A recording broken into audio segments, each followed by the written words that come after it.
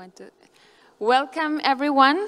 It is my great pleasure to welcome you here in this great session entitled Cold War II, the Changing Nature of the Cyber War and the New Language of Power.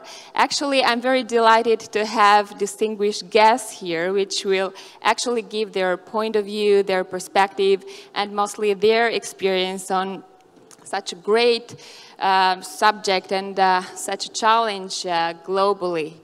Actually, it's a great pleasure to introduce to you the former Minister of Foreign Affairs of France, Monsieur Pierre Lellouche. Actually, he has been serving twice as Minister of Foreign Affairs and 5 times in the Assembly, in the French Assembly, and of course he has been having a distinguished career and experience in different topics related to foreign affairs.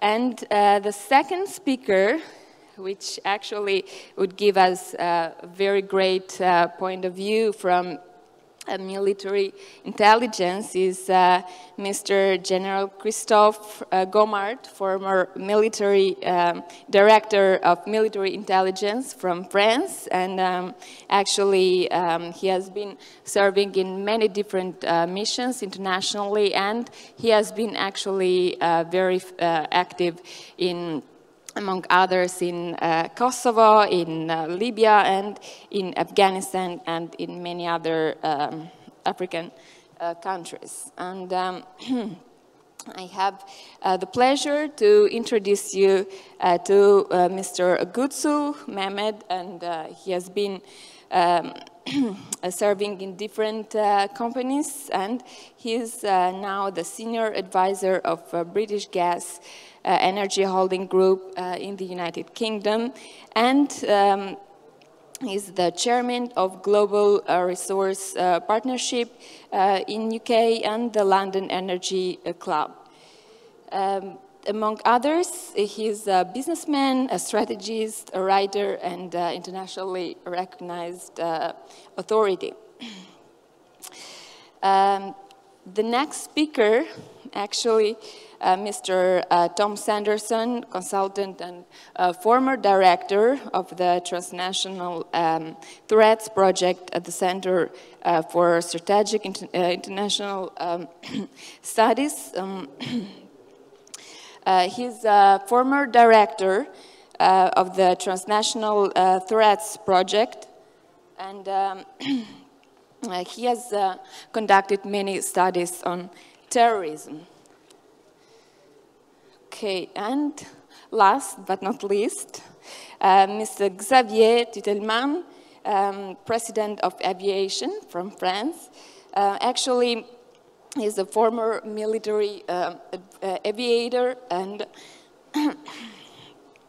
he has specialized in aeronautics. I will have the pleasure to listen more about the defense and the YouTube channel as well that you have open. So, okay, the topic of cyber war, of course, it's very controversial. To start with, there are many personalities which would actually not even admit that there is such a concept as cyber war. So it is very difficult to actually identify. It's very difficult to point, actually, who are these attackers and where they are coming from. This is why it's very, actually very difficult to be able to, first of all, sabotage them. So for several years, actually, starting from 2007, there have been mutual attacks. So especially from great powers, from China, accusing US and vice versa. So actually, this is why having a political perspective, first of all, from, in this case, the first speaker, who will actually give his point of view, especially concerning his experience from France and the fact that the espionage has already been there. So it's very important. Why? Because very often cyber war may actually be paralleled with espionage. So, Mr. Lelouch, we actually would like to listen a little bit more from your perspective on how do you see the definition itself. Merci beaucoup. Bonsoir à vous. Je voudrais commencer en adressant mes remerciements pour cette invitation et cette magnifique conférence à mon ami Brahim Fassifiri. Remercier aussi le Royaume du Maroc et Sa Majesté pour cet événement important. Ayant dit cela, on m'a demandé, avant le séminaire de demain sur l'OTAN, sujet que je connais un peu mieux, on m'a demandé d'introduire un sujet que je ne connais pas du tout, mais ce n'est pas grave parce qu'en France, on a une magnifique école qui s'appelle l'École nationale d'administration, où on forme des gens à parler de choses qu'ils ne connaissent pas. Alors ça tombe bien parce que moi je ne suis pas allé à l'ENA, je suis plutôt allé à Harvard à la place, donc j'ai quand même gardé un peu de curiosité intellectuelle et j'ai essayé d'apporter à ce sujet, qui est très compliqué, très étanche, parce que le cyber, la guerre de l'information est une guerre secrète, qu'elle est par définition complètement opaque, elle est en plus techniquement évolutive et évolutive de façon extrêmement rapide. Donc il y a plein d'espions sur ce panel qui en savent beaucoup mieux que moi sur les détails. Donc je vais parler de quelque chose que je ne connais pas, dans un domaine complètement évolutif, et en essayant de vous donner ce que Voltaire dirait: qu'est-ce qu'un honnête homme qui a consacré sa vie à la politique et qui a eu des responsabilités ferait de ces révolutions technologiques qui sont devant nous? Au fond, c'est ça mon rôle. Après, on laissera les espions s'exprimer. Cette histoire de guerre de l'information, de cyber war, a commencé en fait il y a une vingtaine d'années. Elle peut être résumée par une formule très simple: c'est une guerre pour l'information, par l'information et contre l'information. Donc vous pouvez le décliner de toutes les formes que vous voulez. Ça va du vandalisme au sabotage, de l'espionnage à la propagande, et ça peut être décliné sur le champ de bataille sur toutes sortes de formes d'influence du combat devant les opinions publiques et sur le terrain.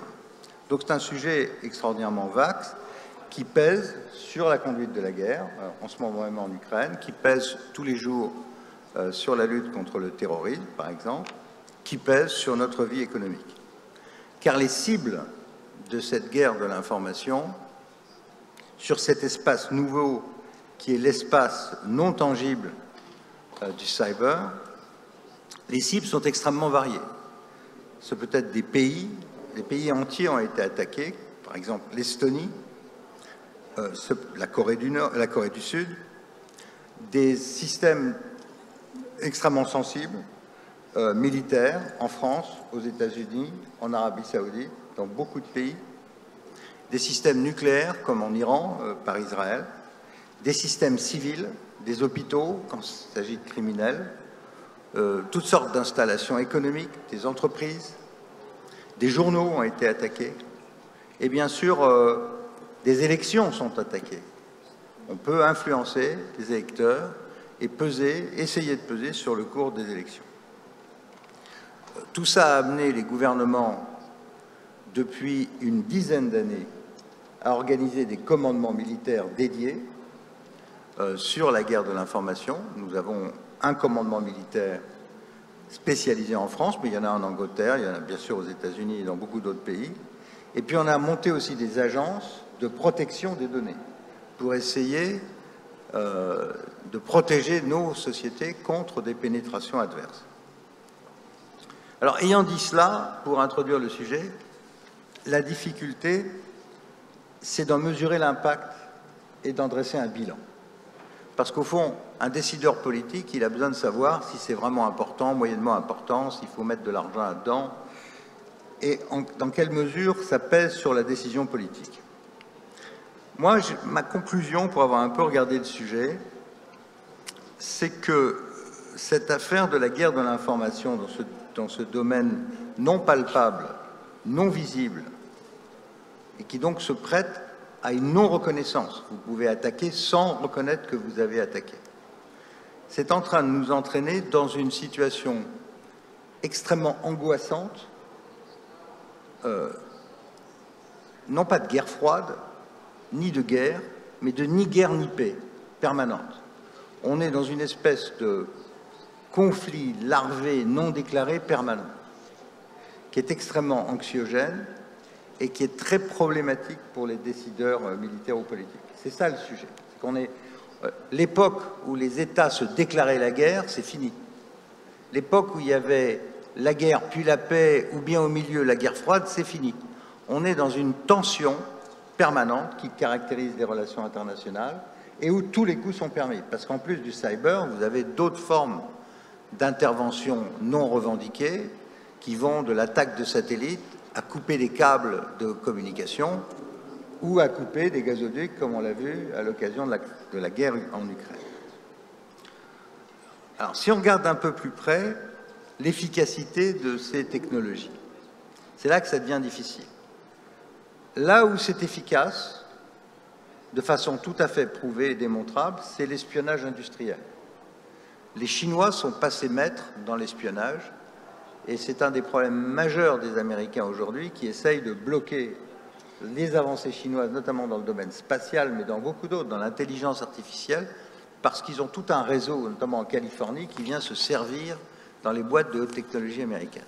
Donc ça, on sait que ça marche et on sait que c'est difficile. En France, mon sentiment pour avoir été ministre à Bercy et avoir moi-même été hacké par des Chinois, comme tous mes autres collègues ministres à Bercy, mon sentiment, c'est qu'en France, on est un véritable gruyère. C'est-à-dire que nos entreprises ne sont pas prêtes, n'ont pas pris la mesure de la pression d'infiltration et du renseignement chinois sur les entreprises. Donc beaucoup de données sont parties. Sur les aspects plus politiques, c'est plus compliqué. Je connais personne qui a gagné une élection à cause du cyber. Par contre, on a essayé de peser sur les élections.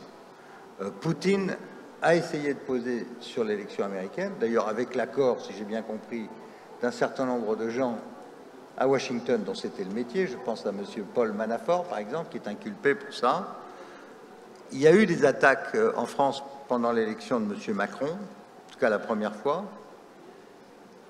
Et on sait que des cabinets américains, toujours Manafort et peut-être d'autres, ont activement travaillé à l'élection d'un président en Ukraine avant les événements de Crimée.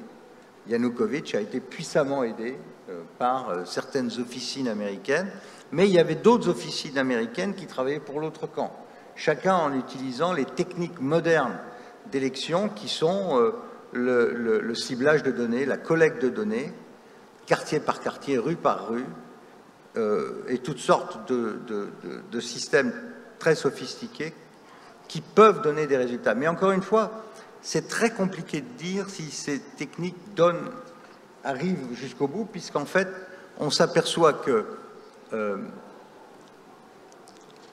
l'utilisation des fake news, des pressions électorales n'a d'effet que pour fragiliser le système démocratique et profiter des failles déjà existantes. Le cyber ne va pas inventer des failles, il va exploiter les failles en Ukraine, aux États-Unis aujourd'hui ou en France demain si on s'amuse à ce genre de technique. Alors, militairement, c'est très compliqué, et là mes collègues ont sûrement des choses très utiles à dire. On sait qu'en matière de terrorisme, par exemple, ça a des effets. Quand vous avez récolté des données très précises sur le positionnement de tel chef terroriste et que vous avez les bons équipements au bon endroit, le chef terroriste, il est mort dans les 5 minutes. C'est ce qui est arrivé au général Soleimani, par exemple, en descendant de l'avion à Bagdad. Et les Israéliens sont passés maîtres dans l'élimination d'un certain nombre de chefs terroristes. Est-ce que pour autant ça change le combat terroriste sur le long terme? Non, parce que ces types sont sans arrêt remplacés et au fond, on ne fait que reculer l'échéance.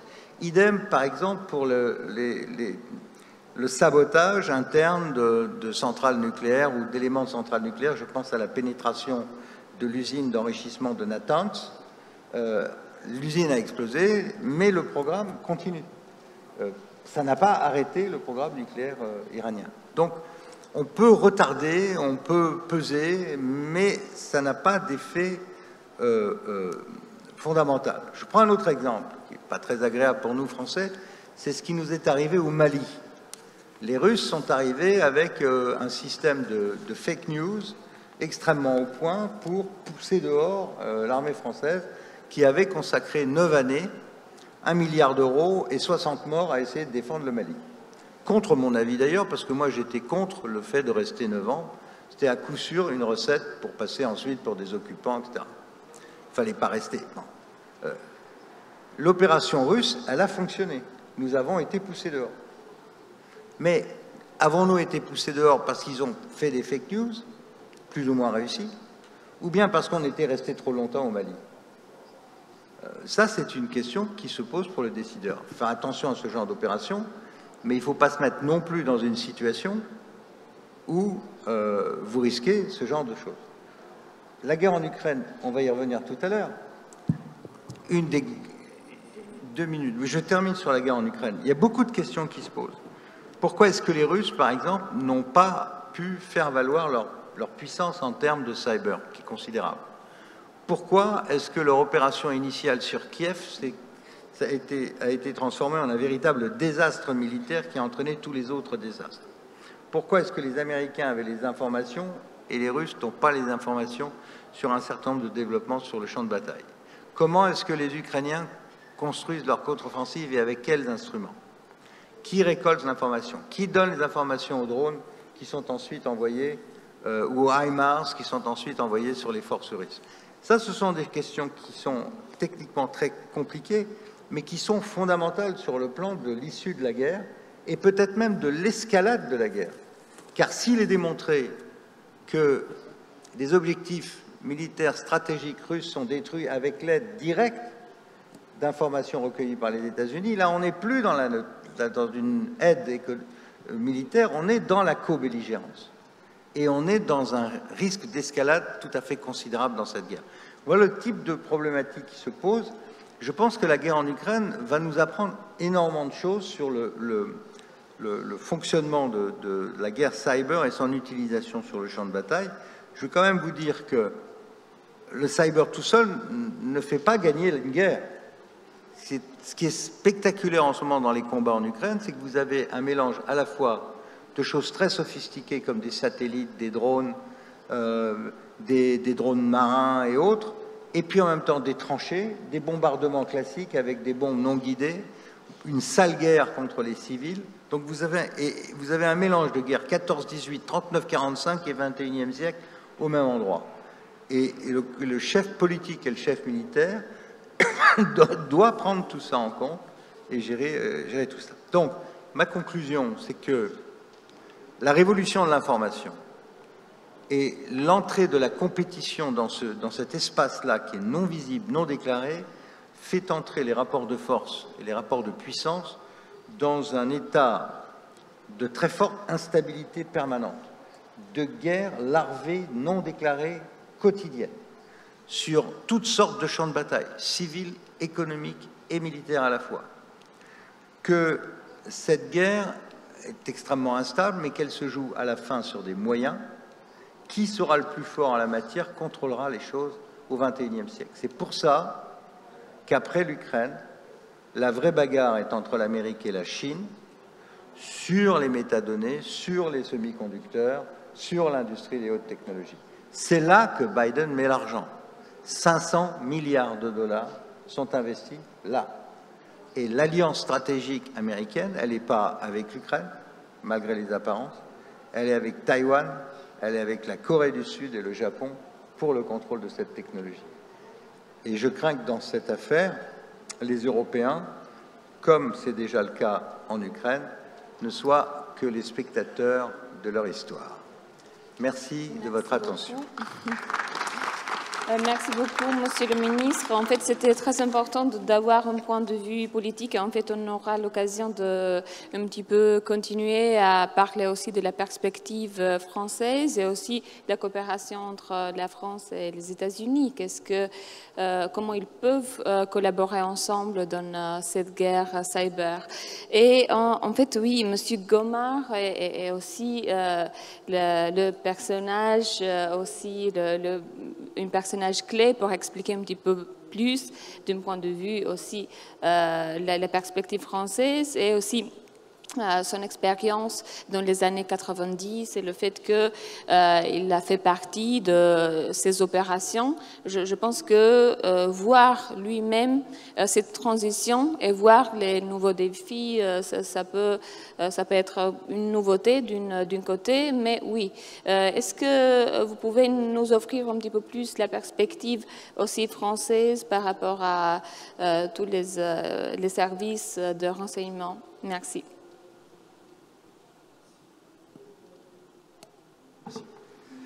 Merci. Tout d'abord, je voulais remercier également les organisateurs de nous avoir invités, ainsi que le Royaume du Maroc et son souverain Mohamed VI. Alors, pour répondre à votre question, j'allais commencer d'abord par une question, puisqu'on parle de cyberguerre, mais est-ce que la cyberguerre, finalement, ce n'est pas un moyen de ne pas faire la guerre? En tous les cas, de manière officielle, telle que l'a expliqué Pierre Lelouch à l'instant. Car finalement, on n'apparaît pas dans cette cyberguerre, et seuls quelques sachants arrivent à déterminer l'origine d'où est partie une éventuelle attaque. Ce qui est intéressant, me semble-t-il, lorsqu'on remonte un peu en arrière, c'est que cette prise de conscience de ce qu'est Internet, finalement, qui était un espace de liberté et dont les créateurs voyaient ça comme un moyen de mettre tout le monde en relation de manière facile, assez libertaire, voire liberticide en réalité. Et finalement, est-ce que ça ne devient pas le propre outil pour aller détruire les démocraties en réalité? Alors, si je remonte un peu en arrière, la France s'est préoccupée de ça réellement en 2008, à l'occasion du livre blanc de 2008, voulu par le président Nicolas Sarkozy, et dans lequel la France a décidé de créer une agence nationale de sécurité des systèmes d'information, l'ANSSI, pour effectivement avoir une partie défensive. Et cette ANSSI, depuis, n'a fait que se développer. Et dans le même temps, on a créé une partie plus offensive, j'allais dire, à travers un cybercommande qui est aux ordres de l'état-major des armées françaises.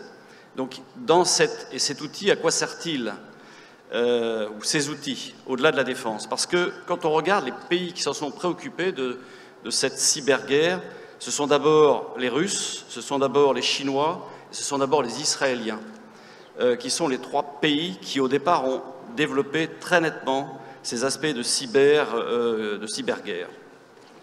Les Américains, bien sûr, nous avons un Américain parmi nous sur le panel qui l'exprimera sans doute bien mieux que moi, mais au départ, ont vu cette arme plutôt comme un moyen de renseignement. Et l'intérêt, effectivement, c'est d'aller chercher sur le net tout ce qui s'exprime, tout ce qui s'y passe, et il se passe énormément de choses. 90% des communications, voire plus, passent par ces outils, par ces câbles, 5%, donc 95%, 5% seulement passant par les communications satellitaires. Et donc, pour un service de renseignement, et j'étais à la tête d'un des services de renseignement français, c'est ça qui est intéressant, c'est d'aller rechercher du renseignement. Donc, premier objectif ou première utilité de ce monde du cyber, c'est le renseignement. Le deuxième, c'est l'influence. Tel que vient d'exprimer Pierre Lelouch, effectivement, on voit bien que certains l'utilisent. Les Français, on est partis au bout de 9 ans du Mali, alors que moi-même j'étais patron des opérations spéciales au moment du déclenchement de l'opération Serval. Et effectivement, Internet sert également à attaquer au-delà de l'influence. Et troisième, effectivement, but d'Internet, c'est l'attaque. Donc, 3 objectifs majeurs: renseignement, influer, attaquer. Ce qui est paradoxal, c'est que tout le monde peut attaquer aujourd'hui. N'importe quel petit hacker, en fait, est en moyen d'attaquer. Donc, il y a un véritable pouvoir égalisateur du numérique. Comme on a eu un pouvoir égalisateur de l'atome, pour le nucléaire, il y a un pouvoir égalisateur du numérique. Et plus notre monde se numérise, ce qui est le cas aujourd'hui, plus on se vulnérabilise, plus les attaques se multiplient. Et donc, on est l'objet de deepfakes, comme c'était le cas. On est l'objet de tas d'attaques d'influence. Et reste à savoir si on est en mesure d'y faire face. Aujourd'hui, la guerre en Ukraine nous montre une chose, c'est que le renseignement ouvert, ou l'Open Source Intelligence, l'OSINT, est un des moyens essentiels de savoir ce qui se passe sur le terrain. Mais est-ce que ces gens qui font de l'open source ne sont même pas eux-mêmes influencés par ces moyens d'attaque, parce qu'on va leur faire croire des choses qui ne sont pas. On va vous faire croire le deepfake. Aujourd'hui, ce qu'on est capable de faire, c'est qu'on prend des gens ici en meeting et on nous fait dire autre chose de ce qui a été dit, en prenant notre voix, en prenant notre comportement. Et demain, c'est ce qui se passera sans aucun doute. C'est-à-dire que vous aurez l'impression d'entendre parler tel homme politique. En fait, c'est lui qui parlera visuellement parlant, mais réellement ce qu'il dira, c'est pas ce qu'il n'aura dit. Donc c'est pour vous dire qu'on peut aller très loin en termes de type d'attaque, en termes d'influence. Donc pour moi, effectivement, en tant qu'ancien chef d'un service de renseignement, Internet est extrêmement intéressant, parce que vous y trouvez des tas de choses. Mais ce qu'il faut pour un service de renseignement, c'est également avoir ses propres sources fermées. C'est-à-dire que pour contrebalancer les influences, pour savoir exactement ce qui se passe réellement sur le terrain, au-delà de ce que j'ai appelé l'open source, si je prends le cas du Mali, par exemple, où les gens du mercenariat, du groupe mercenaire qu'on appelle Wagner, ont tenté de faire croire que les soldats français avaient créé un charnier quelque part à côté d'une ville qui s'appelle Gossi. En fait, c'était faux. Heureusement pour nous, un drone français survolait la zone et a pris en image ce qu'ils étaient en train de faire. Donc on a pu démonter tout de suite cette campagne d'influence. Donc c'est pour vous dire que plus il y a de data, plus il y a de données, plus en fait on est obligé de suivre et d'avoir beaucoup de boucliers pour essayer de s'en protéger, tellement ces attaques peuvent être virulentes. Si je reprends les différentes attaques à travers l'histoire récente finalement, on a parlé tout à l'heure de l'attaque contre la centrale de Bushehr, où les Américains et les Israéliens avaient réussi à changer le rythme des centrifugeuses, donc qui enrichissaient l'uranium iranien. Et ça a permis effectivement de dérégler totalement ce cycle d'enrichissement. Et comme le disait tout à l'heure Pierre Lelouch, ça a retardé de 2 ans ou 3 ans la capacité iranienne d'enrichir son uranium. Par ailleurs, souvenons-nous de 2007. 2007, c'est l'attaque de l'Estonie, sans doute par les Russes. Que s'était-il passé? Les Estoniens avaient voulu déplacer une statue d'un soldat soviétique et le mettre dans un cimetière alors qu'ils étaient sur une place centrale à Tallinn. Que s'est-il passé? Eh bien, il y a eu une attaque par déni de service des Estoniens assez conséquente. Et qu'est-ce qui a été créé par la suite? Effectivement, l'OTAN a créé un centre d'excellence cybernétique coopérative à Tallinn. 2017, souvenons-nous, il y a eu des attaques par déni de service également contre l'Ukraine, et en particulier contre les banques ukrainiennes, qui ont été lourdes d'impact. Alors derrière ça, comment est-ce qu'on est capable, j'allais dire, de mesurer, d'empêcher ces attaques de façon à limiter la portée des destructions possibles? Vous savez qu'à l'ONU, il y a un tas d'agences, qui sont là pour réguler. Est-ce qu'il ne faudrait pas effectivement une agence dite du numérique? Mais certains n'ont pas intérêt à ce qu'il y ait ces agences, parce que utiliser Internet pour se renseigner, influer et attaquer est intéressant. Dès lors qu'il y aurait une espèce d'instance internationale qui est là pour surveiller ou pour limiter les effets de telles attaques, ça reste effectivement une possibilité. Donc, en termes de cyberguerre, je reviens à ma question initiale, est-ce un moyen de ne pas faire la guerre de manière officielle?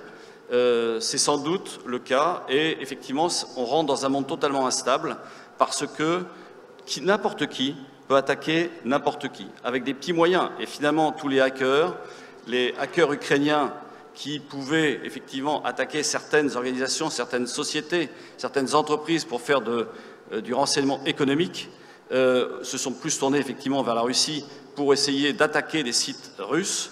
Les Russes se défendent et continuent d'attaquer, de mener des attaques, et certaines sont lourdes.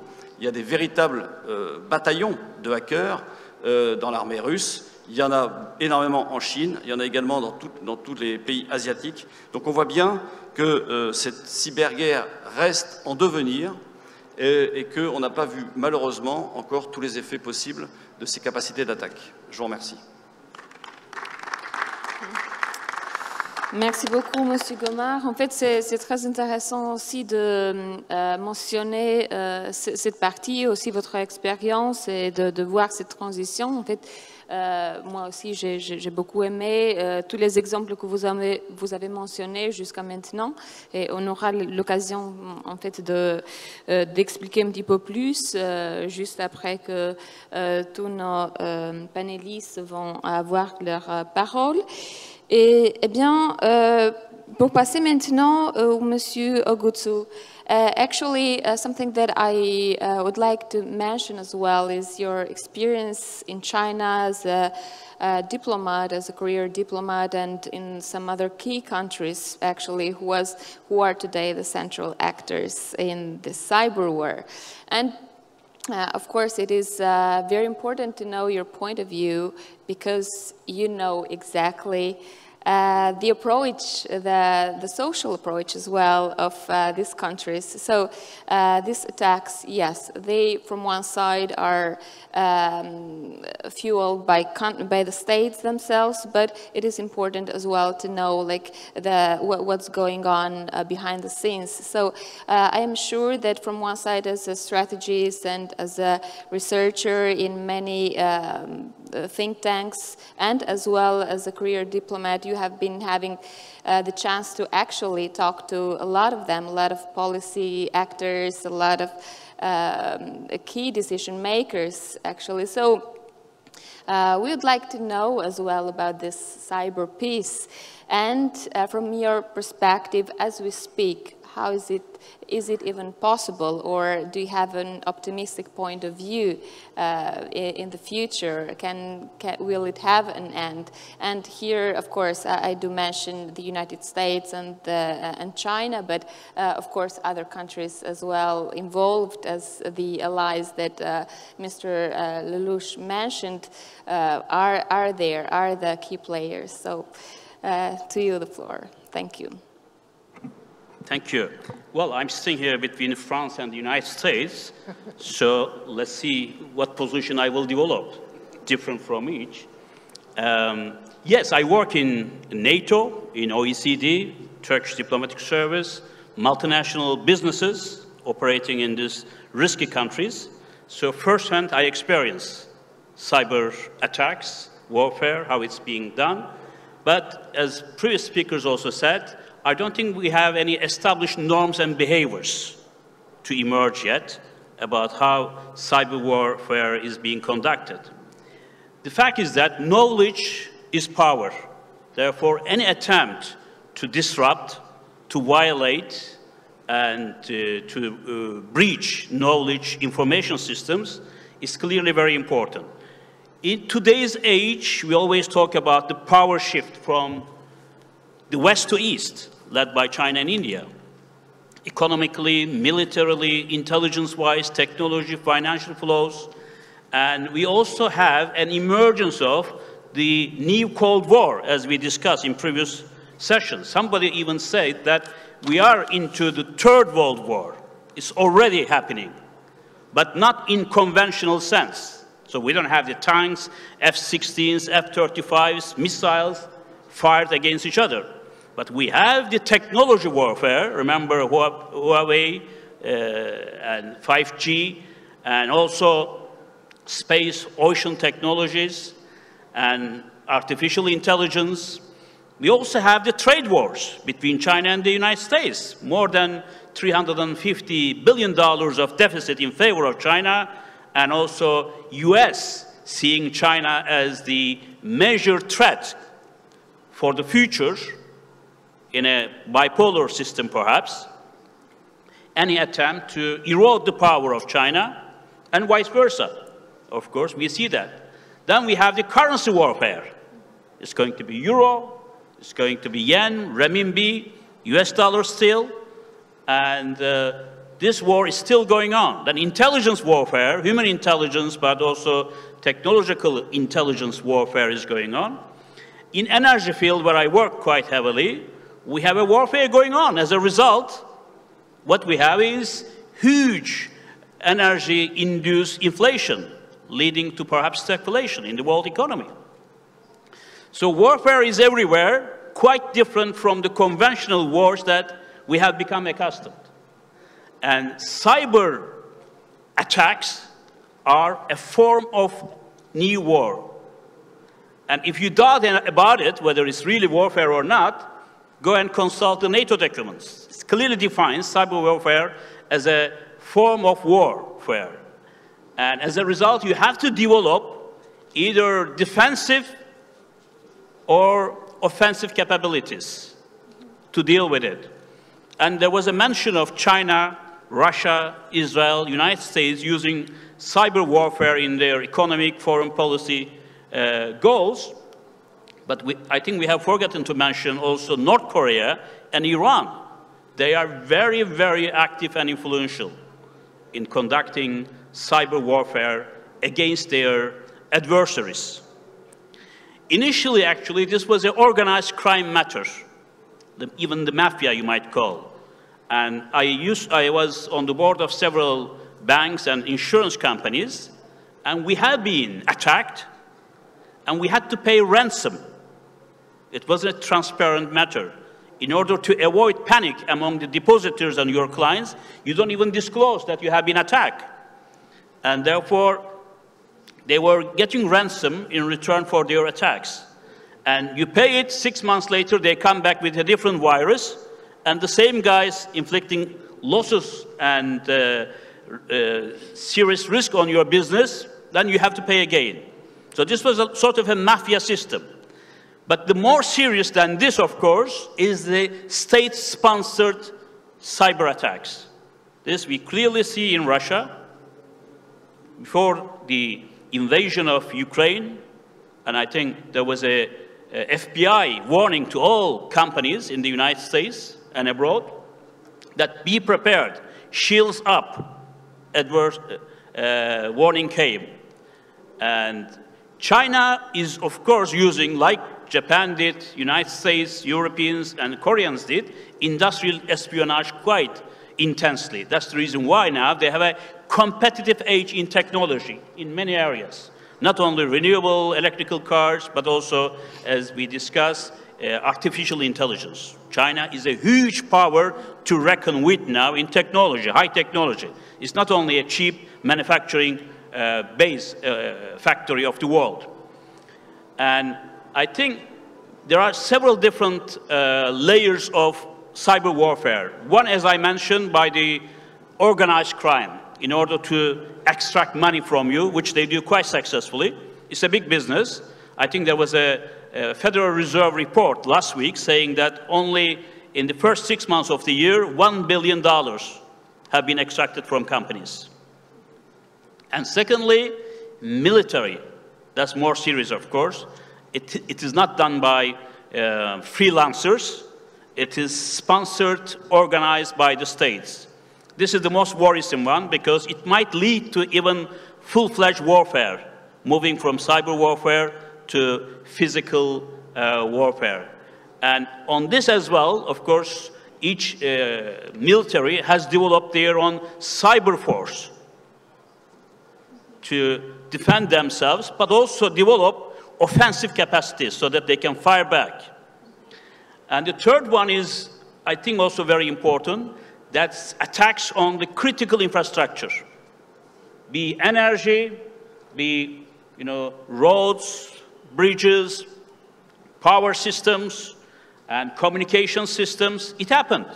Bushehr, you mentioned, nuclear power plant in Iran, and also in other places. I mean, CIA also had a plan together with Pentagon to paralyze the Iranian power system.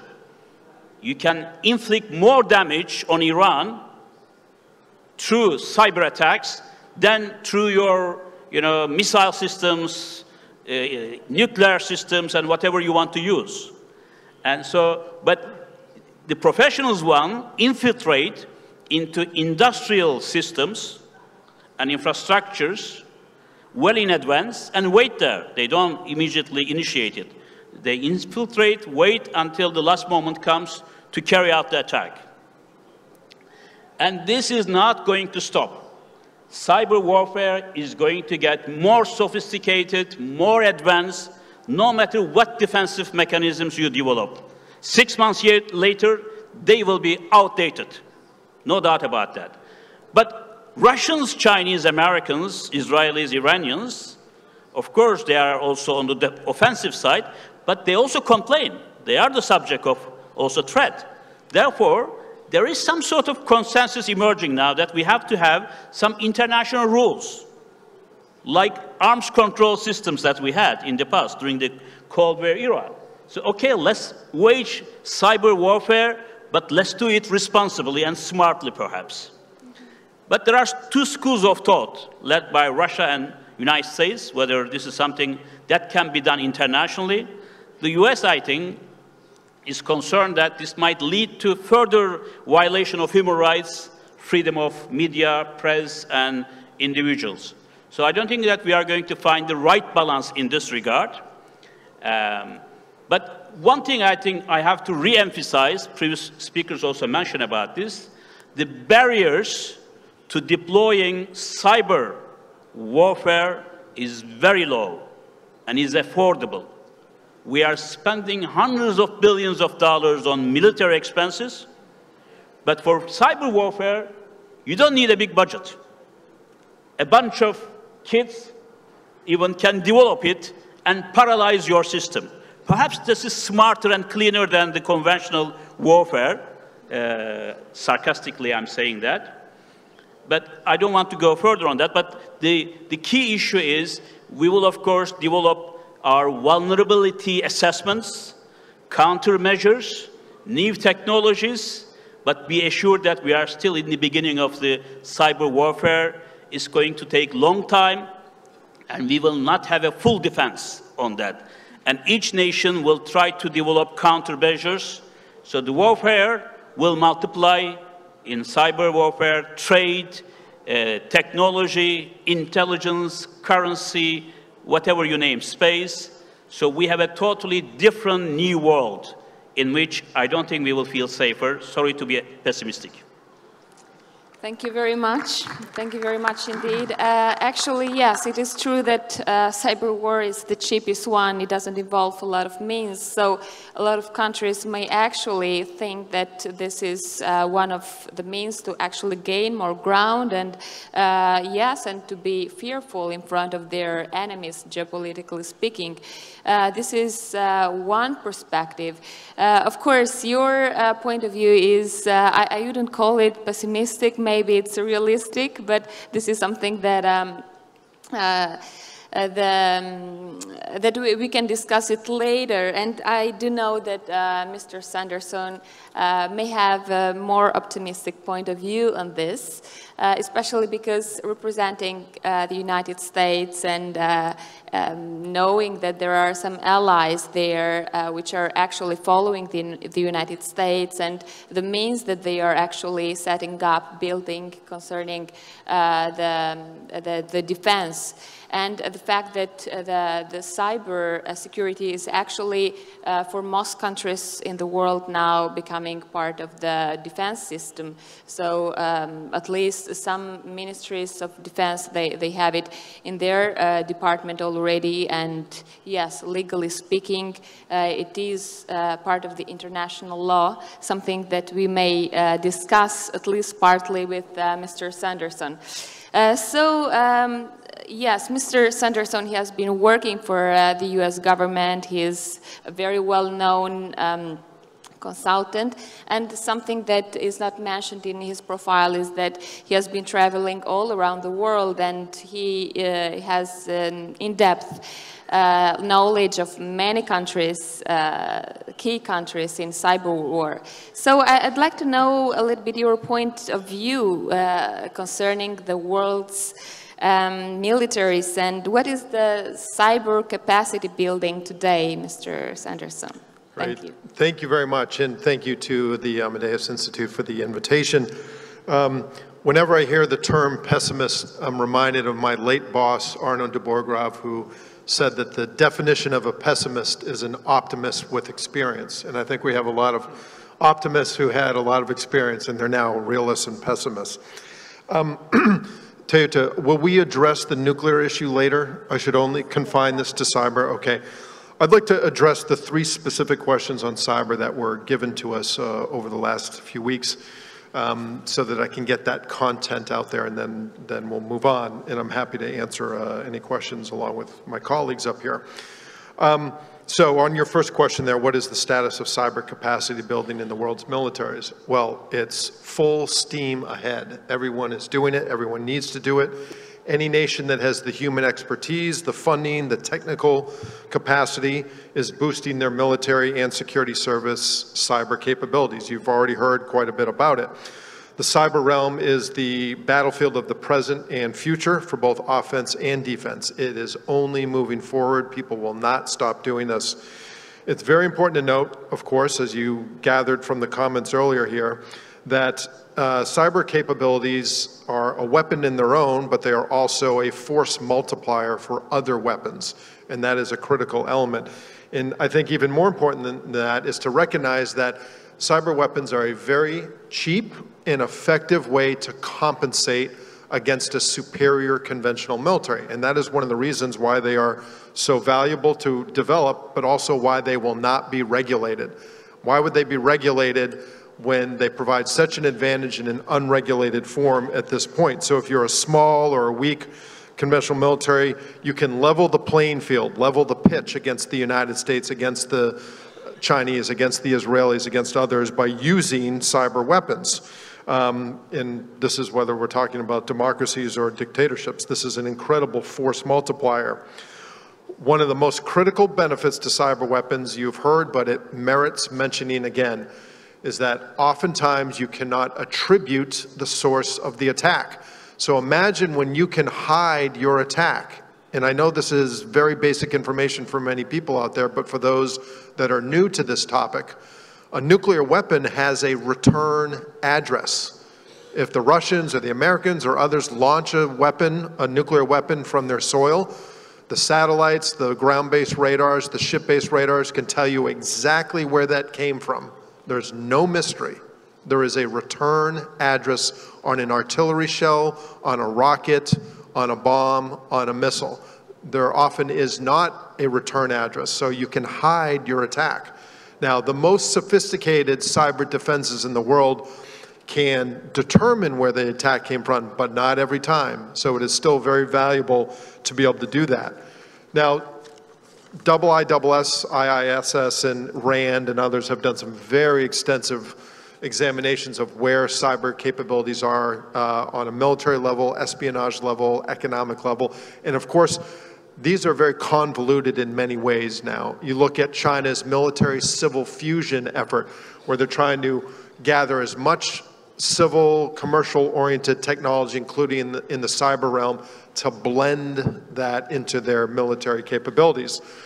The IISS review rates the United States as the only nation in the top tier. My nation has spent an immense amount of money. We have brought in expertise from around the world at our universities, into our military. So at the first tier, you have the most sophisticated capabilities. I will mention, though, that in other countries that are second and third tier, in very specific areas, there is extremely high skill levels in certain categories. Second tier, Australia, Canada, China, France, Israel, Russia, and the UK. And they're not all even in capabilities. China is the only one approaching a shift to the first tier.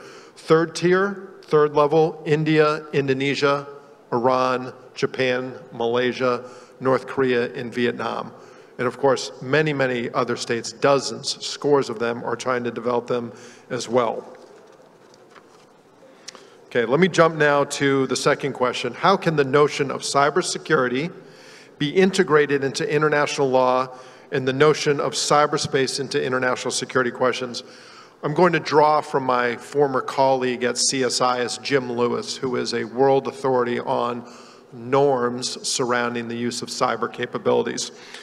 And he notes that in the recent 2021 UN report that all member states agree in the open-ended working group on a framework for responsible behavior in cyberspace.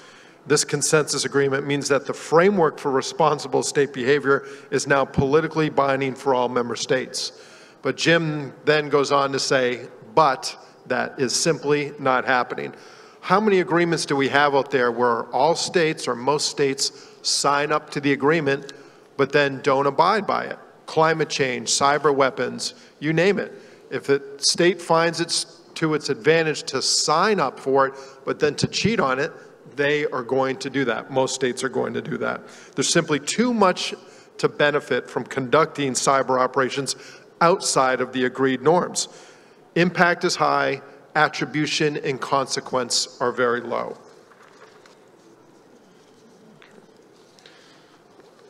I do think, in sum for that question, that we are unlikely to see any cyber norms followed.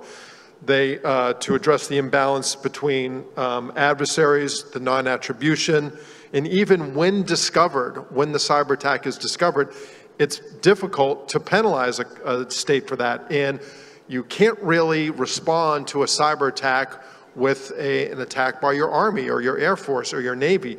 That seems disproportionate under international law, so you are very much at advantage by wielding these cyber weapons. The third question, is it possible to establish a cyber peace to protect infrastructure, data, or populations from cyber conflicts? My broad answer is no. If we cannot establish rules to keep nations from blatantly using artillery, missiles, aircraft, and bombs against civilian targets, how would we do the same for a form of warfare that is harder to attribute to the assailant and does not result in a lot of bodies on the ground? So if conventional weapons that produce bodies have norms that are not followed, why are we going to have people follow norms where you don't have a lot of bodies, you don't have a lot of physical infrastructure damage, but you do have high electronic infrastructure damage? Part of that appeal, of course, is that cyber warfare allows you to do the things you want to do without others always knowing you did them, and countries are unlikely to forego that benefit. I'll stop there and then wait for my colleague to finish and then move on. Thank you very much, Mr. Sanderson. It is true that it is very important to answer to this question since this phenomenon is so new, and of course we will have now the occasion to talk a little bit more about the case in Ukraine, which is actually the main topic and the main concern while treating this phenomenon. And this is where there will be a smooth transition towards this topic, since today with Mr. Tutelman we'll have the chance to explain a little bit more in detail the technical part. Monsieur Tutelman, moi je suis vraiment heureuse de vous entendre, que vous avez mentionné en fait aussi la chaîne YouTube pour un petit peu aussi augmenter la transparence. Vous l'avez pas mentionné en fait, mais une autre, vous donnez un service au public, mais aussi les chiffres. On a besoin de chiffres surtout pour faire quoi? Pour combattre aussi le fake news qui est si important aujourd'hui. Et votre expérience en tant que technicien spécialisé dans l'aéronautique, je pense que c'est crucial en fait pour un petit peu montrer qu'est-ce qui passe aujourd'hui, mais aussi le rôle que vous avez pendant le conflit en Ukraine. Merci beaucoup. Merci. Alors, oui, c'est vrai qu'il faut peut-être mettre un peu de storytelling autour. J'ai commencé par faire de la veille des médias sociaux au profit de la direction de la sécurité civile pour les pompiers. Comment, en collectant des milliers de messages sur Internet, on peut améliorer la réponse opérationnelle? Et ça impliquait d'avoir des dizaines et des dizaines de volontaires qui vont capter ces informations et qui vont les mettre en forme pour créer de l'intelligence.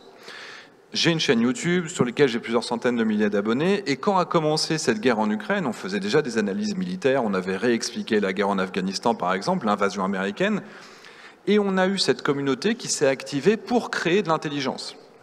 Et c'est pas une volonté de notre part, c'est qu'il y avait réellement cette question et ce besoin d'expliquer assez loin du storytelling ambiant. Et le storytelling ambiant, c'était les Russes sont tellement supérieurs, sont tellement bons, sont tellement forts que de toute façon, l'Ukraine n'a absolument aucune chance.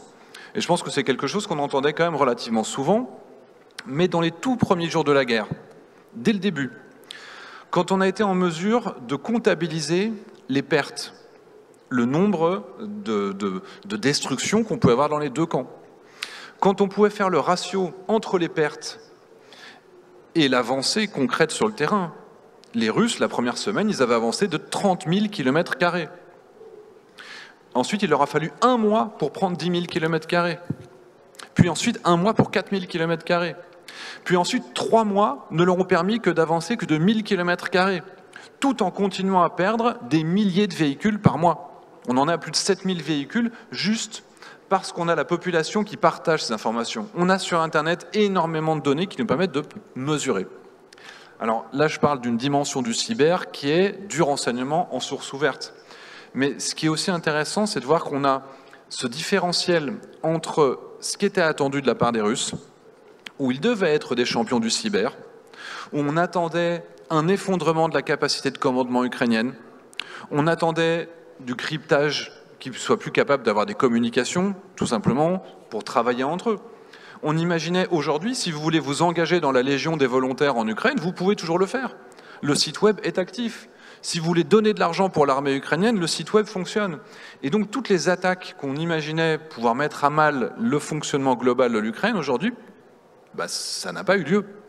Entre autres parce que les Américains, les renseignements américains, ont annoncé quelques semaines à l'avance que ces attaques allaient avoir lieu, et donc on a tous les champions du domaine, Microsoft et tous les autres, qui ont été sur place et qui ont enlevé tous les bots, tous les Troyens, etc., qui avaient été placés à l'intérieur du système ukrainien et qui ont pu lui permettre de résister. Donc on a à la fois un constat d'échec ou d'infériorité par rapport à l'attendu de la part des Russes, qui se voit dans plein d'autres domaines. La défense aérienne, la capacité... Dans plein de domaines militaires, on n'est pas à la hauteur de ce qu'on attendait, les avions de chasse, etc. Et on a en face ce cyber ukrainien qui est particulièrement efficace, qui est lié à la capacité des gens à être connectés et à être toujours connectés à Internet, et qui a permis de mettre en place ce qu'on appelle la technoguérilla. La technoguérilla est une arme permise par la connexion à Internet. Et ça a plusieurs dimensions. Par exemple, le renseignement. Chaque citoyen ukrainien, ils ont transformé une application que tout le monde utilisait dans leur téléphone, ils l'ont transformée en système pour remonter les informations. Il y a un Russe en bas de chez moi, je l'appuie sur le bouton, j'envoie la photo, l'artillerie va le détruire. Et quand on a des millions de capteurs et des dizaines de milliers d'effecteurs, c'est-à-dire des missiles qui coûtent rien, qui coûtent 2, 3, 5 000 $, on est capable d'abattre des avions de chasse qui coûtent 30 millions de $. Encore une fois, parce que les Russes n'étaient pas à la hauteur de ce qu'on attendait.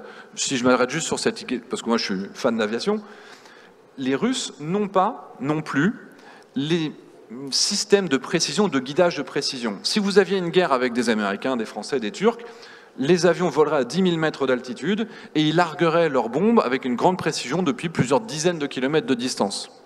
Comme les Russes n'ont plus cette capacité de visée de précision, ils sont obligés de voler en très basse altitude et n'importe quel Ukrainien, il y a des histoires avec un facteur, il est devenu militaire, 2 jours après on lui donne un missile, il y a un avion de chasse qui arrive en face de lui, il le tire depuis l'épaule. Comment est-ce qu'il a réussi? Parce que les informations qui étaient diffusées via Internet par les personnes qui avaient vu l'avion de chasse arriver lui ont permis de dire « allume ton système de défense tiré depuis l'épaule, je vous le donne, vous savez vous en servir tout de suite ». Donc il y a une globalité. Et je pense que j'ai vu cette semaine une image qui, à mon avis, incarne bien cette capacité cyber-ukrainienne. C'était un petit drone, les drones DJI que vous achetez à 600 € dans le commerce. Un drone DJI qui, étant connecté à Starlink, pouvait envoyer en temps réel, via Google Meet, dans le centre de contrôle ukrainien, il envoyait des informations en temps réel, et le commandement ukrainien était capable de désigner les cibles au profit des autres artilleurs qui étaient autour. Cette capacité cyber, c'était aussi de voir des Ukrainiens du monde entier. Je vais donner un exemple concret. Il y en avait qui travaillaient par exemple chez Uber pour commander un taxi. Quand vous commandez un taxi, ça voit votre position et ça va trouver les taxis autour de vous qui sont les mieux placés pour répondre à votre demande. Eh bien, les ingénieurs ukrainiens de Uber sont revenus au pays et ont développé la même chose au profit de l'artillerie. Les soldats, il y a des milliers de soldats qui ont ce système, qui disent « je vois un tank ici, je donne la position », et automatiquement le système va attribuer cette cible à la pièce d'artillerie qui est la mieux placée autour. Ça, c'est quelque chose, c'est la guerre cyber. Les moyens civils détournés de leur usage principal ont permis à l'Ukraine d'être bien au-delà de ce qu'on pouvait attendre. Et les Américains sont très forts pour donner des notes, pour quantifier, pour qualifier. Et normalement, il y a une note qui se fait sur 10. Il y a un pays, il a telle capacité, et au maximum, s'il est vraiment très bon dans son organisation, il a 10 sur 10. Eh bien, l'Ukraine a réussi l'exploit d'obtenir une note de 12 sur 10. C'est-à-dire que l'armée ukrainienne a réussi à être plus puissante que le maximum du potentiel qu'elle avait, étant donné les armements qui étaient à sa disposition.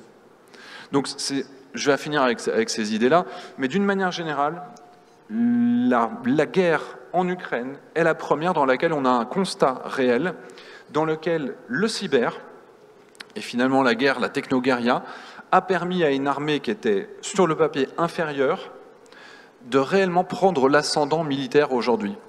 L'Ukraine a pris l'ascendant militairement dans le domaine conventionnel, dans la guerre des drones, dans la guerre du cyber, puisque par contre on a des piratages en Russie qui sont invraisemblables.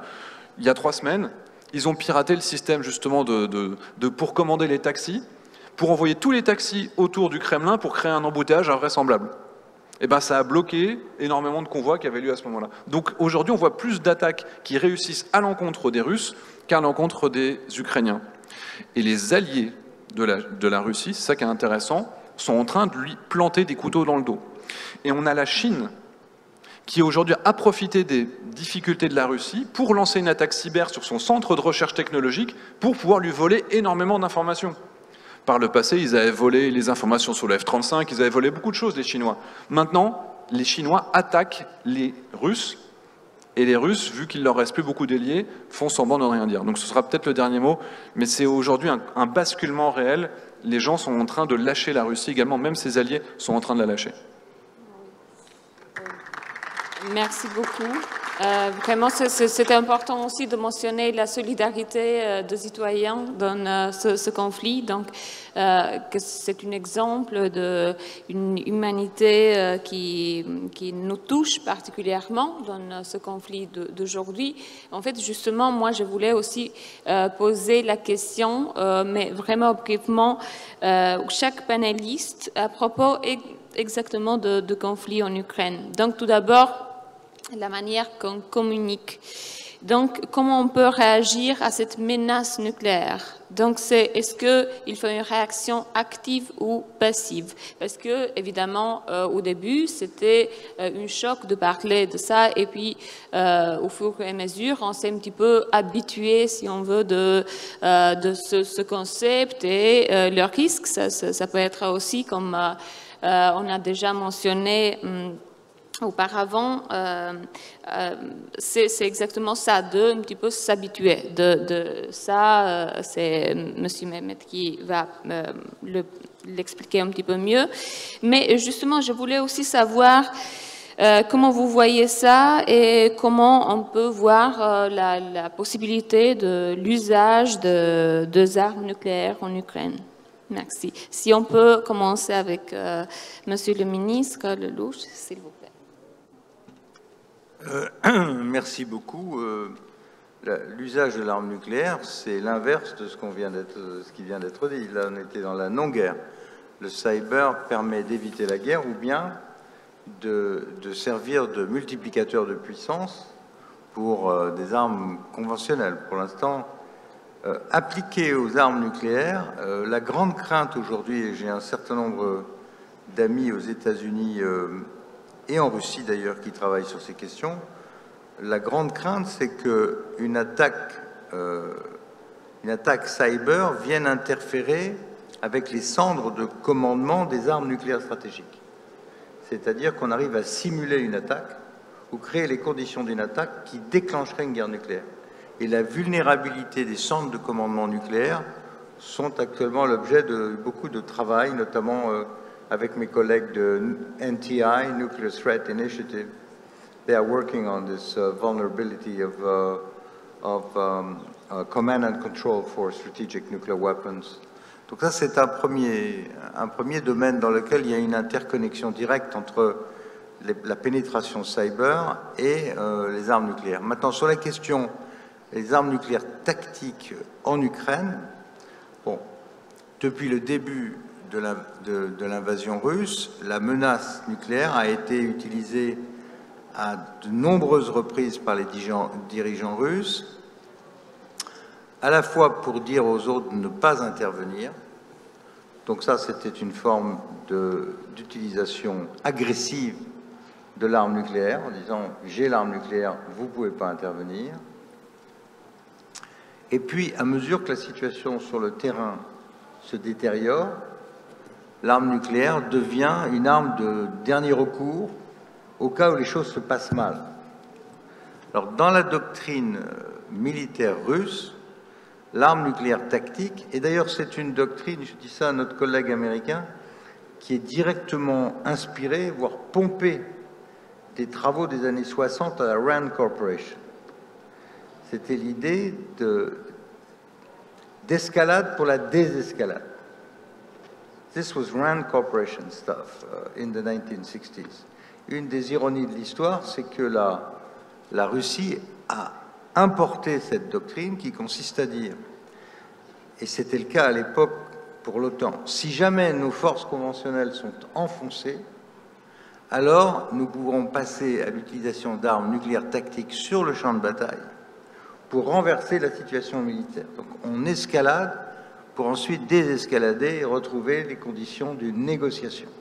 C'était ça l'idée à l'époque, Bernard Brodie et de quelques penseurs américains, curieusement repris aujourd'hui par les Russes. L'idée, c'est si ça s'effondre, on crée une situation de violence nucléaire, un choc tel qu'on est obligé de retourner la table de négociation. L'autre cas de figure dans lequel les Russes disent, enfin la doctrine militaire dit qu'ils utilisent les armes, c'est s'il y a des frappes en profondeur sur le territoire de la Russie. Si la Russie elle-même est attaquée, y compris par des armes conventionnelles, alors il se réserve le droit d'utiliser des armes nucléaires tactiques. C'est d'ailleurs la doctrine française. Si la France est attaquée en profondeur, le président de la République peut utiliser l'arme nucléaire. Bon. Et donc vous voyez que ces doctrines ne sont pas très éloignées en réalité des nôtres. Après, qu'est-ce qui va se passer, qu'est-ce qui se passe en ce moment?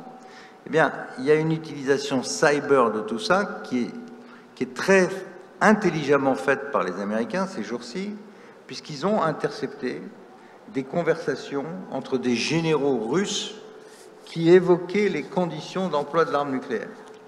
Et qu'est-ce qu'ils ont fait, les Américains? Ils ont immédiatement transmis au New York Times pour dire « Attention, les Russes, les généraux russes préparent l'utilisation d'une arme nucléaire tactique », ce qui a contraint le Kremlin à dire « Mais pas du tout, on n'est pas là, etc. » Donc on est en train de jouer avec un mélange de doctrine militaire russe, de situation sur le terrain qui devient très problématique pour l'armée russe, et de doctrine russe d'emploi de l'arme nucléaire. Moi, je vais vous dire, mon point de vue personnel, c'est que cette situation est extrêmement dangereuse. Parce que si on commence à utiliser une arme nucléaire tactique, on ne sait pas où ça s'arrête. Et ça peut dégénérer en guerre nucléaire totale. Et quand Biden parle de Armageddon et de conséquences catastrophiques, on est dans ce type de scénario, qui est malheureusement possible. Pour la raison pour laquelle je ne cesse de militer pour la désescalade et un cessez-le-feu le plus rapide possible. Voilà, donc on est dans une situation où le risque d'escalade est réel, mais chacun fait quand même un peu attention.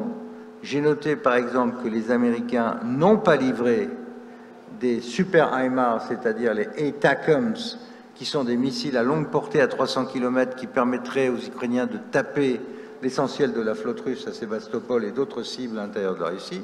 Ça, ils ne l'ont pas fait. Pour l'instant, ils n'ont pas livré d'avions de combat, mais j'apprends qu'ils sont en train de préparer la livraison de Reaper, ce qui est une escalade, et ça, c'est une escalade dangereuse. Maybe you can confirm this, whether you are going to deliver Reaper to to the Ukrainians. Ça, c'est une escalade majeure. Et du côté russe, ils ont fait attention de ne pas taper les centres d'approvisionnement de l'OTAN en Pologne, à la frontière entre la Pologne et l'Ukraine.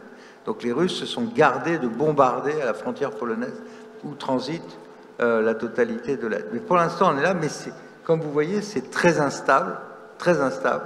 Moi, j'aime pas du tout cette situation et je souhaite que la diplomatie intervienne rapidement avant qu'on ait une situation que personne ne contrôlera.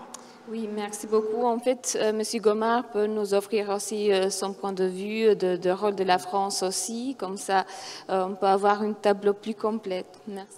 Et si on peut répondre rapidement comme ça, on laisse au public aussi de poser des questions et on fait encore une série de réponses. Merci. Merci. Moi, je ne crois pas du tout à l'utilisation de l'arme nucléaire. Les gens parlent d'armes nucléaires tactiques sans voir que la puissance d'une arme nucléaire tactique détenue par les Russes, c'est environ 2 à 3 fois la puissance de l'arme nucléaire utilisée par les Américains à Hiroshima et à Nagasaki. C'est-à-dire qu'en fait, quand on voit la destruction occasionnée à Nagasaki ou à Hiroshima, on peut imaginer si c'était 2 à 3 fois plus fort. En revanche, c'est vrai qu'il y a un dialogue et un système à faire peur les uns, les Européens en particulier, en disant attention, on va utiliser l'arme nucléaire, donc il faut continuer de soutenir les Ukrainiens, ça c'est la version américaine, et les Russes, c'est attention, si vous allez trop loin, on va utiliser l'arme nucléaire. Et même chose vis-à-vis des... Donc arrêtez d'en faire trop pour les Ukrainiens. Donc en fait, c'est un dialogue entre la Russie qui souhaite être traitée d'égal à égal avec les Américains, c'est d'ailleurs le vœu en permanence des Russes. Donc je n'y crois pas. Et ce que disent les généraux russes qui a été interceptés sur l'utilisation possible d'une arme nucléaire, dans le même temps, aucun des missiles possibles nucléaires tactiques russes n'a bougé. C'est-à-dire que même les Américains eux-mêmes reconnaissent que rien n'a bougé sur le terrain. Et ça, c'est suivi comme le lait sur le feu par tous les services de renseignement et mon ancien service, je sais qu'ils suivent ça de très très près pour savoir si les moyens nucléaires tactiques russes bougeaient. Or, aujourd'hui, rien n'a bougé. Oui, merci beaucoup. Monsieur Gotsu. Yes, I have 2 points to make, if I may. One is actually going back to our cyber warfare. It is a matter which shouldn't be left to the hands of IT people, technology wizards. This is a matter that requires full attention from top to down. I think this is something that we need to highlight because normally in companies and governments, they say this is a technical matter and they can deal it. In the board level, at the head of state level, this should be dealt with. About the nuclear, I'm a little bit worried that we use this terminology very lightly and freely, the prospect of Russia launching a nuclear attack. Then this could become a self-fulfilling prophecy. I think we should avoid using so freely this threat possibly from Russia. If you talk to the Russian leaders and foreign minister and spokesperson, other people, they say it's out of questions. Tactical nuclear weapons will never be used.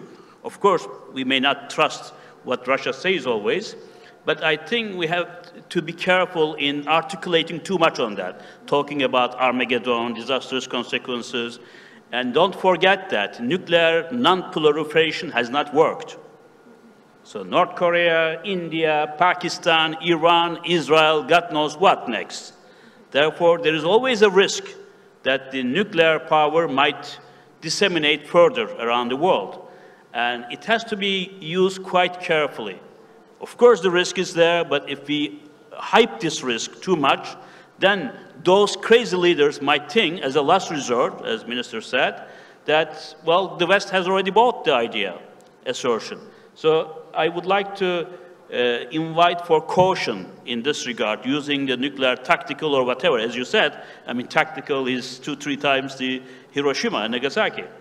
And so also, I think fake news in this regard is very important. I have been hearing fake news about the Russians attacking Poland and nuclear tactical attacks and some of the Baltic states.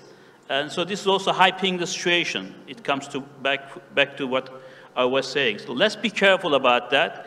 And also, perhaps cyber warfare may not be too bad if it's a substitute to nuclear warfare somehow. Best of the worst. Of course.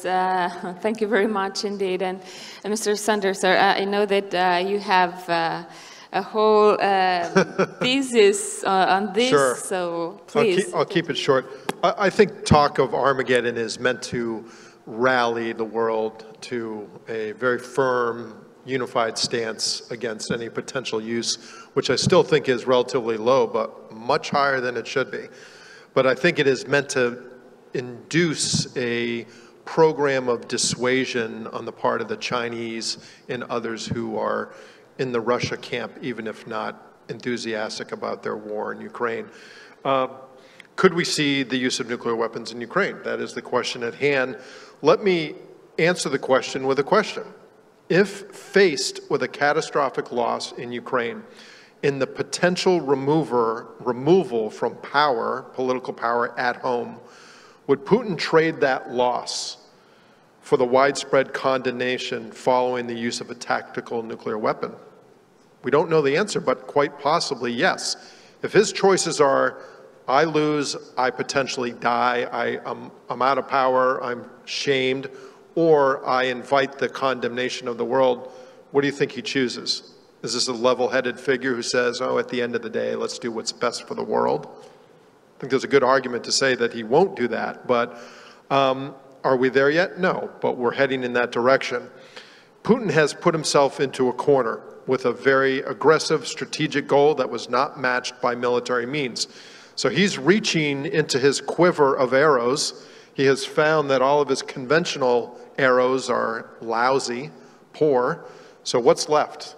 Nuclear weapon to reset what's happened.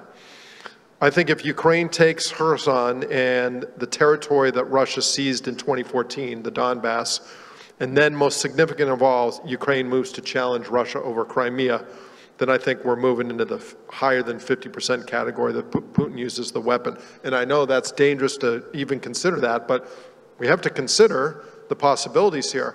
For Putin at home, if he loses the Donbass and then the Ukrainians move towards Crimea, then I think you're going to see a very serious consideration on the part of Putin to use that. Now, what happens at that point? Massive pressure on Ukraine not to go to Crimea, perhaps pressure from military elites and other elites in Russia against Putin. We don't know, but these are the possibilities that we have to contend with, and I think that's all I'll say at this moment. We're low on time. Thank you. Yes, please. Alors, moi je suis assez d'accord avec tout ce qui a été dit, et pour moi la menace nucléaire est de la communication. Ça fait partie de la guerre cyber dans le domaine de la communication à destination des opinions publiques, notamment des opinions publiques des pays qui soutiennent l'Ukraine. Et la Russie a plusieurs niveaux de menaces nucléaires. C'est l'utilisation de l'arme, on a dit, c'est très peu crédible, notamment parce que s'il l'utilisait, ça donnerait une excuse à peu près tous les alliés de l'Ukraine de lui donner réellement les armes qu'elle demande.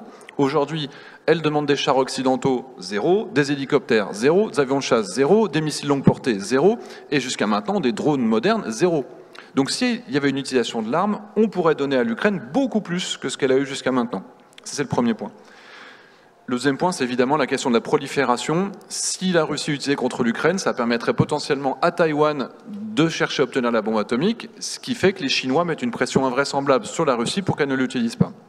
Mais après, il y a la dimension, par exemple, quand la Russie s'était installée autour de la centrale nucléaire de Zaporijjia et qu'elle tirait avec des missiles, les MLRS, contre l'Ukraine, on a la preuve parce que justement l'Ukraine a été capable de filmer avec ses petits drones que la Russie s'était installée pour tirer autour de la centrale nucléaire, depuis la centrale nucléaire. Donc les Russes avaient fait peser cette crainte d'avoir une explosion et de la guerre autour de cette centrale. L'arrivée de l'AIEA a permis d'éviter cette situation. La troisième dimension dans le nucléaire, en tout cas une démilitarisation des armes offensives de l'enceinte de la centrale, ce qui est déjà un premier pas. Le troisième point, c'est la crainte de cette bombe sale. Les Russes font peser en disant qu'il y a les Ukrainiens qui vont faire une bombe sale. Et ça, on revient sur la guerre de la communication. Et l'AIEA, encore elle, a été vérifiée dans les 4 zones qui avaient été pointées du doigt par la Russie comme étant un endroit dans lequel l'Ukraine préparait sa bombe sale. C'est sorti hier, c'était faux. Donc on est dans cette guerre de propagande à laquelle la Russie utilise aussi l'arme de la propagande dans le domaine nucléaire, mais dans lequel elle est devenue objectivement en échec aussi. La guerre de la communication est en train de la perdre. Merci beaucoup. En fait, on va rassembler une série de questions et répondre rapidement. Donc, dans la salle, s'il vous plaît, on a le monsieur. Si quelqu'un peut lui offrir le microphone, s'il vous plaît. Oui, merci. Oui, c'est le monsieur là. Si vous pouvez vous introduire et puis... non, c'était le monsieur avant. Ouais, enfin les deux. Oui, continuez s'il vous plaît. Si vous pouvez vous introduire et diriger la question au panélistes. Merci Madame la Présidente et merci à tous les panélistes qui nous ont gratifiés vraiment de questions complémentaires et très diverses. J'ai une question pour Monsieur le ministre Loulouche concernant cette guerre d'influence dont vous avez parlé sur le Mali. On était un bon nombre à parler à nos collègues au moment de cette offensive de déconstruction cybernétique russe en République centrafricaine et on avait dit que ça allait marcher. Et on avait dit à nos collègues pourquoi il n'y a pas un contre-discours de déconstruction et également de tout ça. Avant que les Wagner arrivaient, il y avait beaucoup de fake news, vous avez raison, mais il y avait un discours de critique fausse, mais qui prenait sur les opinions. Et une question pour mon collègue le général concernant ce renseignement russe. Est-ce que vous ne pensez pas que c'était le diagnostic des services de renseignement qui ont vu tout faux? Et on est en train de voir que le diagnostic qui était faux a donné cette Bérésina russe, il faut le dire, et au contraire une résilience parce qu'ils croyaient qu'on allait réitérer le scénario Crimée. Ça n'a pas été une surestimation de ses forces et une sous-estimation des forces de l'Ukraine qui a donné le résultat qu'on avait. Et on a gagné, comme l'a dit Xavier, la guerre informationnelle ukrainienne a pris le dessus. Donc ce sont ces trois questions que je voulais poser à tout le cas avec le remerciement. Oui, s'il vous plaît, de donner le microphone au monsieur auparavant. Merci. Bonjour, je remercie Médée, je remercie les panélistes. Si vous pouvez vous introduire aussi, oui. On ne vous entend pas. Voilà, Dr Rehani Kamel. Alors ma question elle est simple, les armes sont dangereuses, les plus dangereuses c'est les missiles nucléaires et tout ça dont tout le monde a peur et on a peur d'arriver à l'Armageddon, à la perte de la planète tout entière. Mais à côté de ça, il y a les cyber, comme vous avez parlé des cyberattaques et la guerre cybernétique et qui peut déboucher sur, il y a le risque qu'elle peut déboucher sur le lancement de certaines, une erreur est toujours possible. Il y a aussi le cybernétique, il y a les câbles qui sont sous-marins, il y a les satellites qui ont été un petit peu... qui ont été dans la perspective d'attaque et tout ça. Mais moi, ce que je voudrais rappeler, c'est qu'il y a beaucoup d'armes qui sont comme des boomerangs. Alors, par exemple, si on prend l'exemple de l'embargo, par exemple, de l'arme économique, alors ça donne énormément de problèmes. Il y a par exemple, il y a le problème même dans certains pays. Si vous pouvez passer aux questions, en fait, parce qu'on n'a pas beaucoup de temps, s'il vous plaît. Oui, est-ce que vous partagez l'idée qu'il y a beaucoup d'armes qui peuvent retourner contre ceux qui les lancent aussi bien le nucléaire que l'économique aussi, il y a beaucoup de retombées parce que les Européens, maintenant, ils ont commencé à avoir un petit peu le ras-le-bol. Merci. Merci. On a le monsieur ici aux premières files aussi. Et juste passer aux questions, s'il vous plaît. Très bien. Donc, Soumana Lou, c'est mon nom. Merci beaucoup pour toutes ces explications. Ma question est très simple et très courte. Quel est le risque que des groupes terroristes détournent de la technologie civile à des fins, on va dire, d'attaque dans les villes, par exemple lors des JO à Paris ou lors de la Coupe du Monde au Qatar. Merci. Merci. Encore une question. J'ai vu le monsieur là en violette et puis on a la dame ici. Merci. Question in Arabic. S'il vous plaît. Question in Arabic. In Arabic. On a la traduction en arabe. In English, again? Oui. Oui, s'il السلام vous plaît. Oui. مرحبا بالضيوف في المملكة المغربية. Passez aux questions, s'il vous plaît. بين التفاؤل والتشاؤم بين إمكانيات إنشاء مركز دولي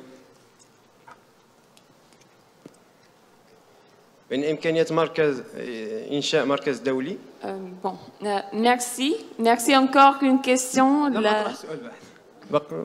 لا باقي كنتسناهم يعدلوا الميكروفون. Yeah, but we don't have the translation. نمبر traduction number 1. Il n'y a pas de... on passe à la question. Il y a... Ouais. بالنسبة بين التشاؤم والتفاؤل بين إمكانية إنشاء مركز دولي. Oui, malheureusement, on n'a pas les interprètes en arabe, donc on peut... Oui, il y a quelqu'un qui peut traduire? Oui, peut-être il faut juste changer de chaîne et on peut... Ouais. Quelle chaîne? 3. C'est la 3. C'est... Oui, كيف يمكن كيف يمكن ما هو تصوركم لهذا المركز الذي من الممكن أن يوقف بعض الجهات أو المنظمات أو الدول التي تعتمد وتطور هذه الهجمات السربانية وتقوم باختراق مجموعة من الأهداف والسرقة وما إلى ذلك في إطار هذا النظام. على حسب اللي سمعت أن هذا المركز يجب أن يكون تابعا للأمم المتحدة، والأمم المتحدة اليوم عاجزة عن إيقاف أو التدخل أو إيجاد حل لمجموعة من المواضيع، مجموعة من القضايا التي لا زالت عالقة. ما هو تصوركم لهذا المركز وما هي الآليات والوسائل التي يمكن أن يستخدمها ويعتمد عليها في وضع حد لهذه الهجمات؟ وشكرا. Merci. La dernière question et puis on doit, s'il vous plaît, donner... Ouais, merci.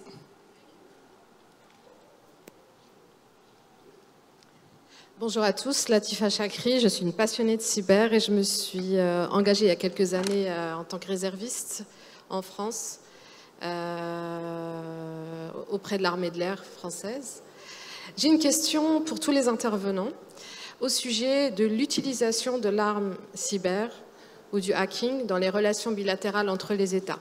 Que pensez-vous de la question éthique d'influence ou de déstabilisation que peut avoir un pays vis-à-vis d'un autre sur la question des attaques cyber? Merci beaucoup. Thank you very much. Well, there is a very limited time, so I would invite all of the speakers to briefly answer to each of the questions, please. À la 4e question et à celle d'avant, tout en reconnaissant tous les problèmes éthiques qui sont posés, dans le monde réel, il n'y a pas de réponse à vos questions. Mon collègue américain l'a dit tout à l'heure, on peut naturellement se mettre d'accord sur des normes juridiques ou éthiques, encore faut-il les appliquer et vérifier qu'elles soient appliquées. C'est ce qu'on appelle les accords d'arms control, de limitation des armements. Je ne crois pas une seule seconde qu'on puisse transposer ce type d'accord sur quelque chose d'impalpable et d'invérifiable. Donc désolé de vous dire que la réponse, pour moi, elle est clairement négative. Je veux juste revenir sur l'histoire du terrorisme, c'est un sujet absolument majeur, mais il y a des gens plus qualifiés que moi pour traiter cela. C'est un sujet majeur pour la préparation des Jeux Olympiques, et je pense qu'au Qatar, je sais que nous, Français, on a envoyé des équipes là-dessus, donc on y travaille très sérieusement. Sur la question que vous avez posée concernant le Mali et la Centrafrique, je pense que ce qui a manqué, c'est la volonté politique et la capacité de réaction rapide. La vérité, c'est que ça flottait depuis de nombreux mois, depuis de nombreuses années. Il y avait des choses qui avaient été annoncées sur le retrait, etc. C'était pas solide. Et dans la mesure où c'était pas solide, les Russes en ont profité. C'est toujours comme ça qu'ils ont fait. Et je pense que la réaction côté française a été beaucoup trop lente. Voilà pourquoi on s'est fait avoir. Et j'espère que ce sera une leçon pour l'avenir. Merci beaucoup. S'il vous plaît, Monsieur Goma. Oui, je vais, pour les deux questions sur l'éthique, je ne peux que suivre ce que vient de dire Pierre Lelouch. Sur le terrorisme, effectivement, c'est un vrai sujet pour les Jeux Olympiques en tous les cas, puisque pour participer à certaines réunions sur ce sujet-là, pour les Jeux Olympiques à Paris, mais c'est pareil pour le Mondial au Qatar, c'est qu'il y a un vrai sujet de tous les services, et il y a un vrai lien entre les services, fort heureusement.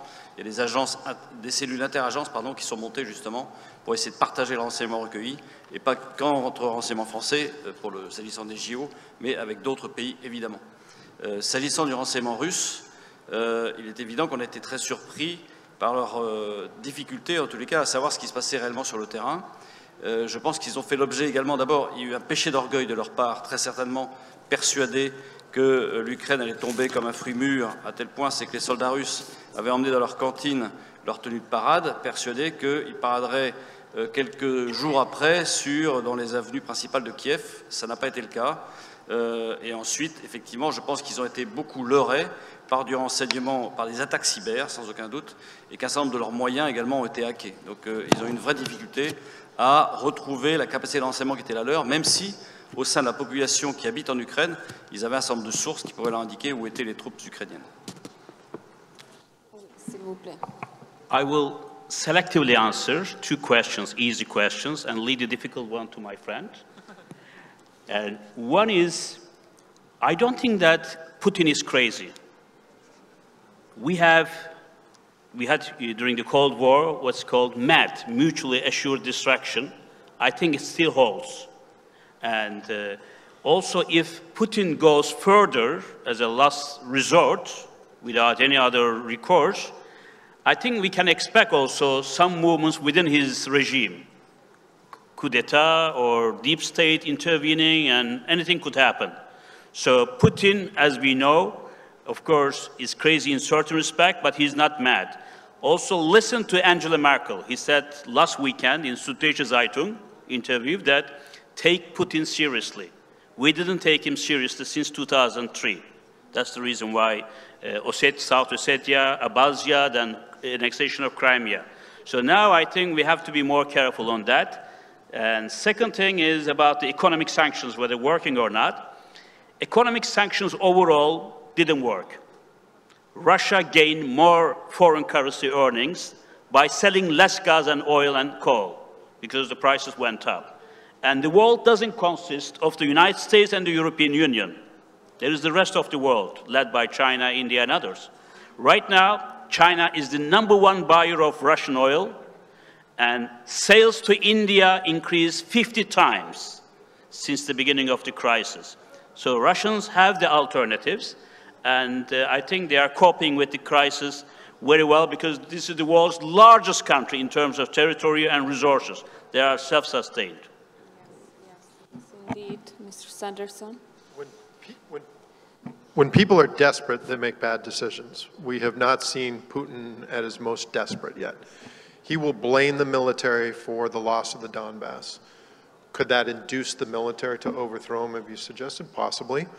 Could Putin try to thread the needle here and use a small 5 to 10 kiloton tactical weapon in an unpopulated area so you don't have bodies, but you have the warning? That could be something. On the cyber side, get used to it. It's not going away. There's not going to be any institute, any working group, any Geneva Accords that will be signed or followed on that. Lastly, Wagner Group, they are rapacious. Get used to them. They're not going away, but don't invite them in.